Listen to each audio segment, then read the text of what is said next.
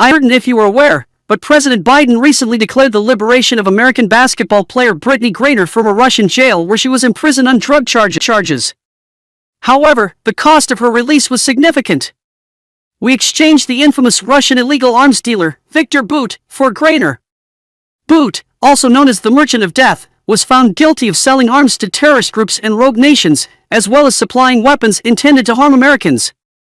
I am certain that Putin warmly received the individual upon their return to their home country, and promptly reintegrated them into the gun trade industry.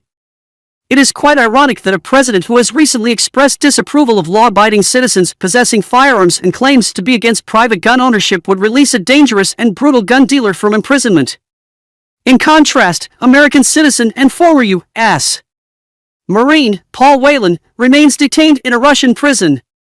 This administration, much like its actions in Afghanistan, has a history of leaving people behind. I am pleased that Griner has been released from the Russian prison and has returned to the United States. However, I hope that her time in a Russian jail provided her with some sobering moments for self-reflection on her country. Perhaps, she will come back with a greater appreciation for the United States. Before her imprisonment, she gained notoriety for her refusal to stand for the national anthem, openly expressing her lack of love or appreciation for the country.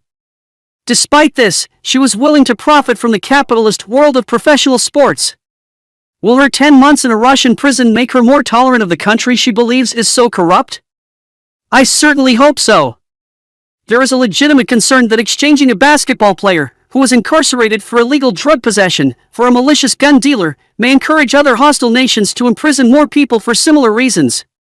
It is concerning to see some Americans demanding the release of murderers, terrorists, and warlords. What message does this send to our military, who have served with honor and bravery? Are we valuing athletes who openly express their hatred for America over our courageous Marines? While I am glad that Brittany Griner has been released, it is important to note that her sentence was excessively long for the crime she was charged with. However, that is how things are done in Putin's Russia. If Brittany takes responsibility for her actions and admits that her views on America were misguided, then her release could have some value beyond just benefiting her. However, if she returns to the United States and continues to spread anti-American sentiment and refuses to show pride and respect during the national anthem, then her release will be seen as having little to no value. I have a feeling that we're getting a raw deal here, and it's even worse than before. If Joe Biden were to consider it, he should acknowledge his mistake and appeal to Putin to exchange her for Paul Wheeler, the Marine.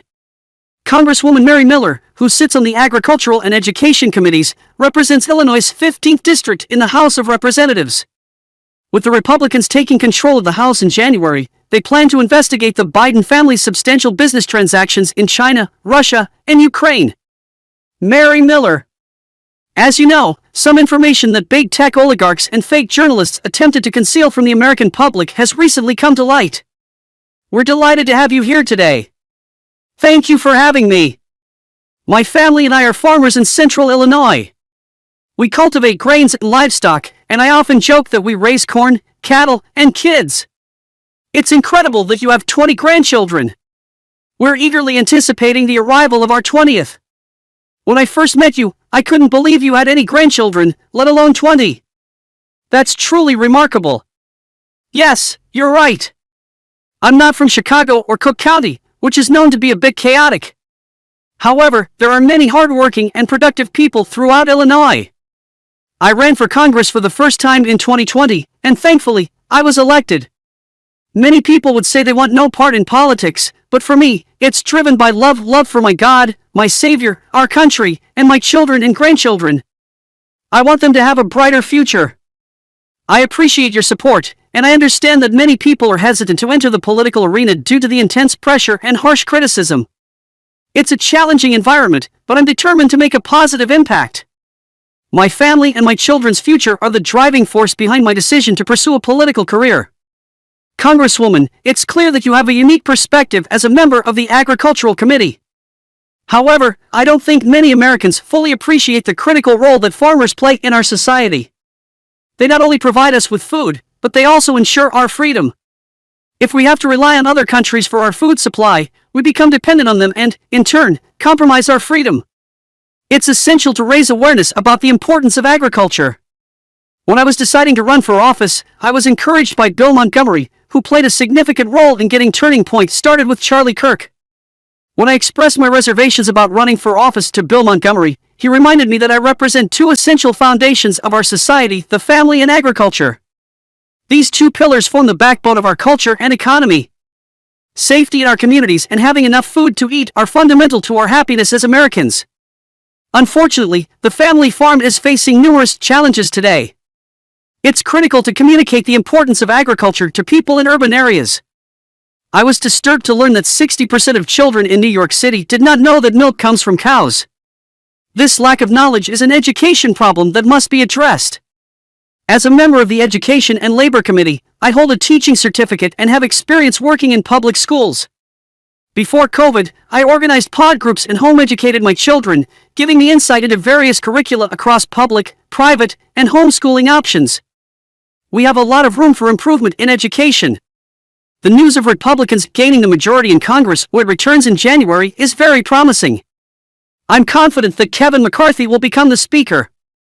I'm hopeful that Republicans will be bold and hold accountable those who have abused their authority and our freedom.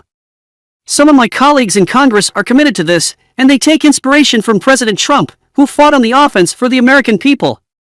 One of my closest friends in Congress is Congressman Jim Jordan, who is beloved for his dedication to our country. I'm thrilled that he'll be the next head of the Judiciary Committee. He'll take our upcoming hearings seriously, especially with all the whistleblowers who have come forward.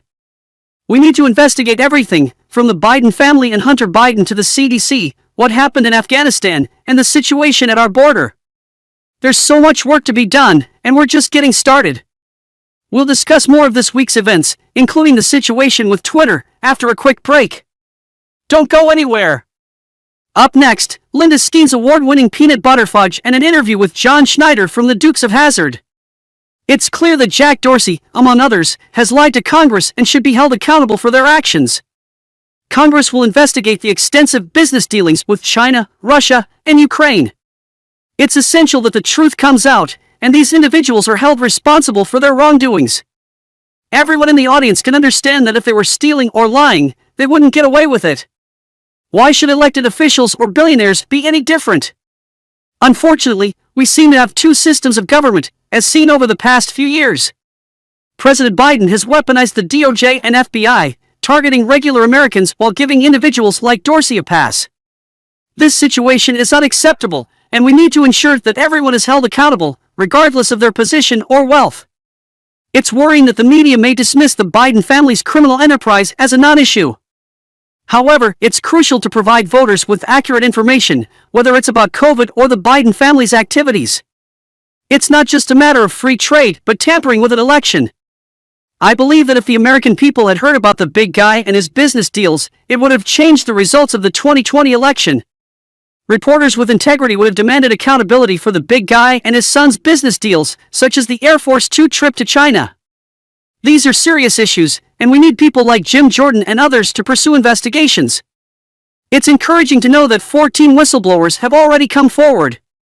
As a God-fearing person, I read Matthew 25, and it reminded me of the unprofitable servant who didn't do anything wrong, but he was passive. We must stop being passive and take an active role in our society. People who have been elected must realize that they were not sent to Washington just to enjoy the atmosphere, but to fight for the people who sent them there and pay their salaries. Local and state offices are also crucial, and every person has a realm of influence. It's vital to find your place in the battle and get busy instead of being a do-nothing 100. School boards are one of the most powerful places to make an impact, and it's encouraging to see parents standing up for their children's rights. Parents are now showing up at school boards and saying, "You are not going to throw that book at my son or daughter, or you're not going to tell my daughter that she has to take it when a biological male showers with her." These parents are fighting back, and it's a testament to the power of the people. We cannot give up this battle. We have too much to lose. We all want our children and grandchildren to have access to the freedom and opportunity that we've had, and what will we say to them? Your daughter's story in politics is a testament to the importance of having convictions, especially biblical convictions. We need more people like you with both political and biblical convictions. During my recent speech at the Republican conference, I reminded everyone that without vision, people perish. We need a vision of how to battle evil, and we must lay aside malice and selfish ambition. We should make it our aim to please God and remember that we will give an account for what we do with these opportunities.